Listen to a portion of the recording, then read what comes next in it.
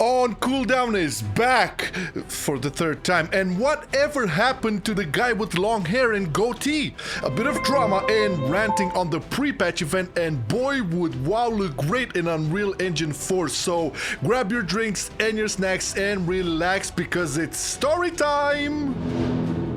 So guys, I guess you were kind of wondering why there wasn't too many episodes of On Cooldown. Oh yeah. Why there was no more mocasts, where we had 2 more episodes left for the first season, and probably why the streams weren't really happening, or they were just, you know, a bit more infrequent. Yeah.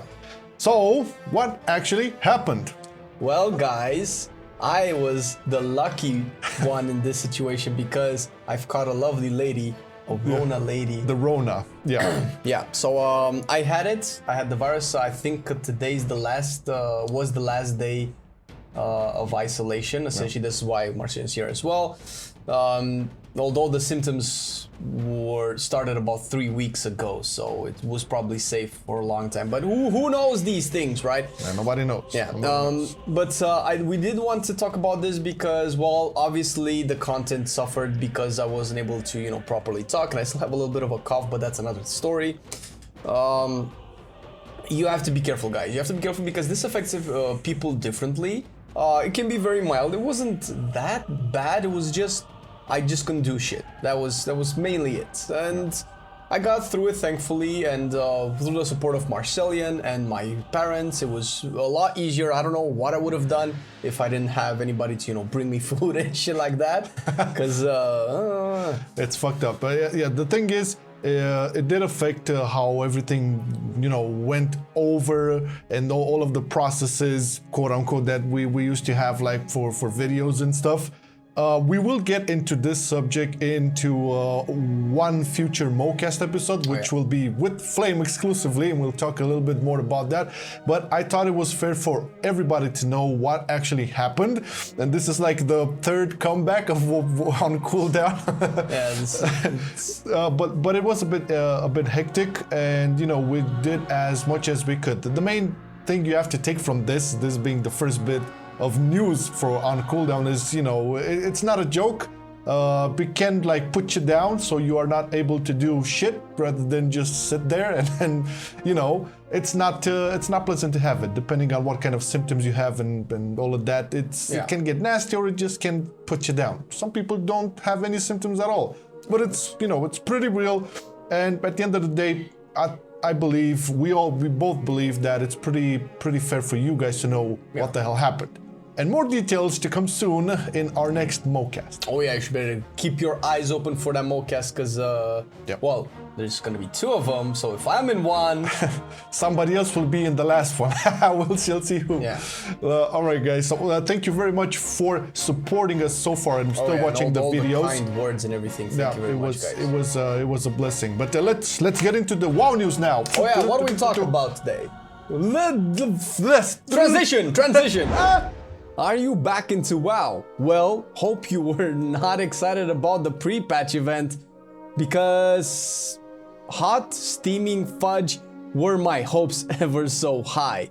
A quick context for the rant that's about to hit. I've been incredibly happy about the devs' attitude towards the game from alpha onwards. Sure, not everything was addressed, but compared to how it was in BFA beta and BFA altogether, they are leagues ahead. I've chosen to sweep under the rug the weird changes to Unholy Decay, signifying they are just not playing the spec, the fact that Enhancement Shaman deals no damage in PvE but one-shots in PvP, the PvE trinkets into PvP arenas, the 3-4 changes to Elemental, bringing it back to square one. I've even decided to not put too much emphasis on the state of the game on the pre-patch, cause, you know, pre-patch. But I think the event kind of sealed it for me. The pre-patch event in its first phase, cause apparently there will be more, is dogshit. First of all, the quests are incredibly underwhelming and boring, and it would be okay if there was more to it. The quests from a lore perspective are supposed to be foreboding, foreshadowing what's about to come. And all you do is collect reports and clear 1 or 2 Scourge camps. That's about it. Nada, niet, zero, nimik. put that aside, we have dailies to gather currency for catch-up gear, 100 eye level catch-up gear. Sure, the eye level is small, probably meant for new players coming back and maybe just finished leveling to 50. That's fine. What's not fine is that the transmog set you can buy, as well as the loot that Nathanos drops, are Season 1 and Season 2 Warfront gear. For me, the laziness of putting that in is mind-boggling. Not only are they indicative of the shittiest BFA seasons, they don't make any sense lore-wise. Why am I buying Stormguard gear to deal with the Scourge? Why isn't it Scourge gear? Scourge theme sets. All they can come up with is the first and second sets in the BFA database? I always thought that these were placeholders on the beta, because I was of the mindset that they cannot possibly be this lazy. Not only are they giving us shit sets, they are giving us the shit version of those shit sets. Not even the elite versions that cannot be obtained anymore. Ugh. There are rares though. Rares that drop the blue Proto Drake, a mount available in Utgard, the heroic version of the dungeon, and drops from Skadi there, and has been that way since Wrath of the Lich King. For years! And we're getting it now. And another rare in Ice Crown, Brawn Jam, that drops a 34 slot bag. I mean, I'm trying not to look at this as lazy design. I really am. That, on top of the event being as bare bones as you can possibly imagine, I really hoped to have a reason to log in. I just don't. The season is over, the current content is done in 15 minutes, and if you farm it for whatever reason, you unlock a 2-year-old set. It looks like it's made for the new people, and really new people only. There is no incentive for me to play it, and really no incentive to play anything in the game right now. So what, Blizz? That's it? All this content seems to be for new people. And yeah, there's a phase 2, but that just means that I'm paying a subscription to log in for 15 minutes per week? Keep your new players and fuck me? This wouldn't be as big of an issue if we didn't have to wait so long for it, and it's in phases, cause we don't want to get burned out on new content that lasts for 15 minutes. Oh, I'm just saying, new transmog set is enough of an incentive for me as an old player to log in. Eye level upgrades is maybe too much to ask. I pretty much have 130 on all of the characters that I'm playing. But not even a new mount, the old one we've been farming since Wrath of the Lich King? It's just lazy. This is the symptom that we thought we will get rid of with BFA. The symptom of making the game as accessible to new players as possible at the expense of the old ones. Old ones, like the ones who have been buying each expansion and paying sub almost every month for myself, while the new ones come and go halfway through the patch. Obviously this is a bit excessive and exaggerated, yet I cannot help but feel that I, as a player, am being ignored and pushed to the side so Blizz can make a quick buck by doing minimal work for content only someone who has already not been playing the game can enjoy. Am I crazy here? How was the pre-patch for you? In the comments.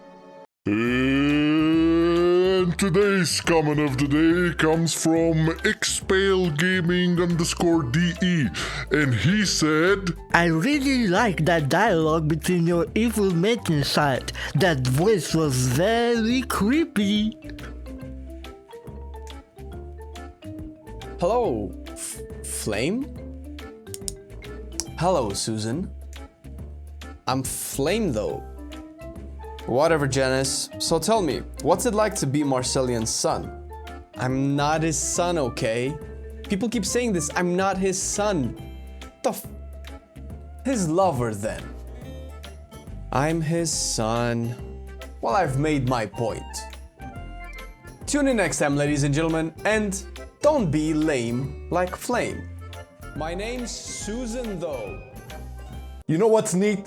Flame recovering and getting back into it. That's neat. But also, when actual Blizzard employees start doing amazing stuff in Unreal Engine 4, like Mike Marra, who is a lighting artist at Blizz and created some of the most breathtaking renderings of Outland zones in Unreal Engine 4. Just look at this. I mean, it does make you wonder what would a potential World of Warcraft 2 might end up looking like.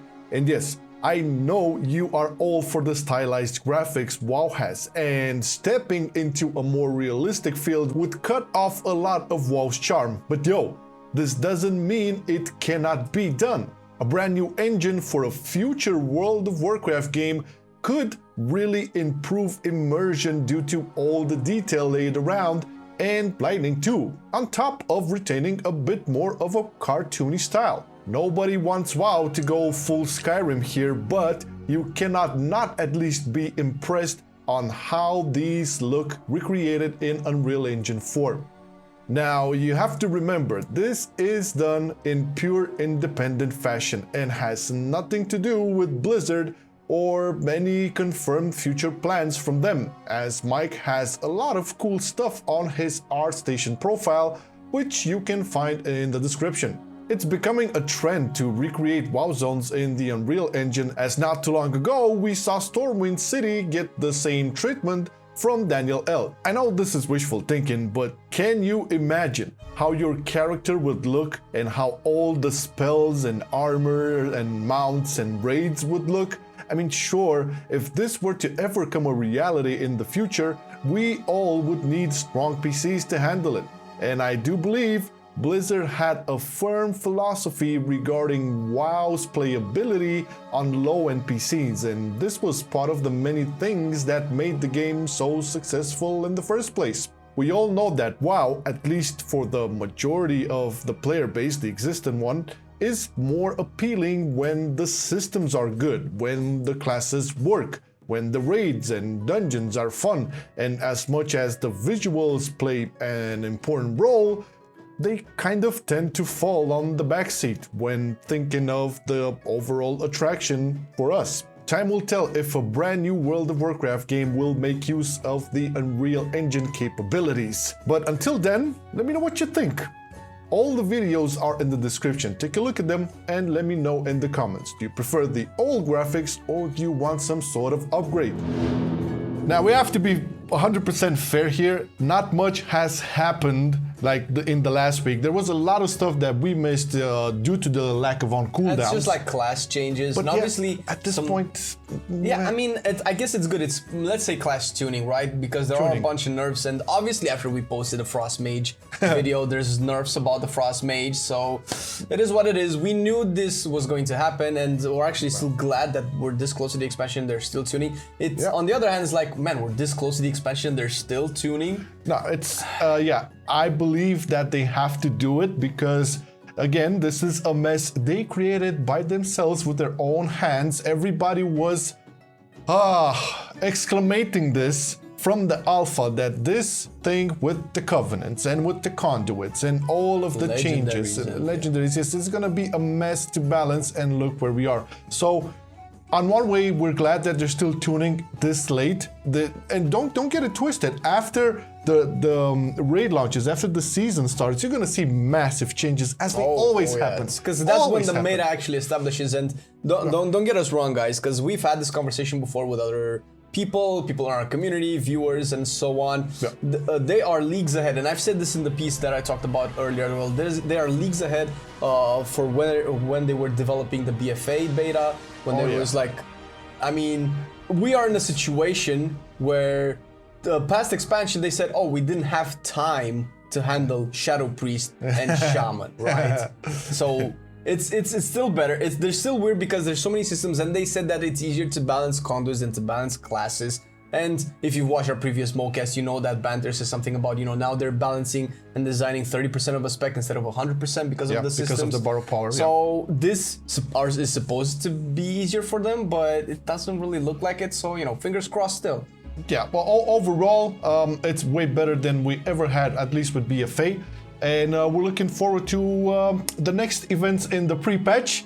But, you know, let's not kick it out with a negative tone. Yeah. Big salute to all of our Patreon who make possible all of these videos. Thank you, Patrons. You guys been a blast, like especially during, you know, the difficult times we went through with Flame being ill and stuff. Thank you so much.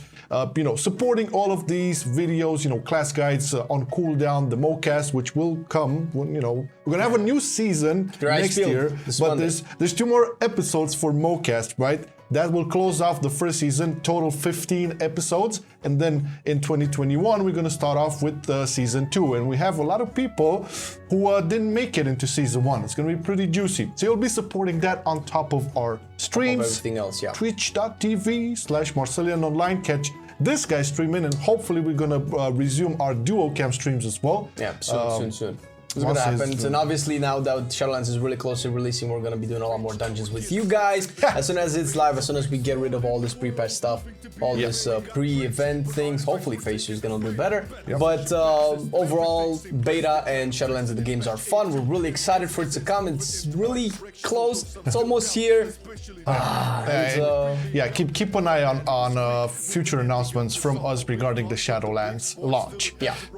Streams, giveaways, all of that. Thank you so much for watching. Take care, bye-bye. everybody. Have a nice weekend. I've been loving it then, I still love it now. Still, I play WoW. Still, I play WoW. Getting better every day, let me show you how. Cause still, I play WoW. Still, I play WoW. It's getting harder to stay, but at the end of the day, it's a guilty pleasure, so just log in and play. Whether it's classic or retail, I'ma do a /bow. Still, I play WoW.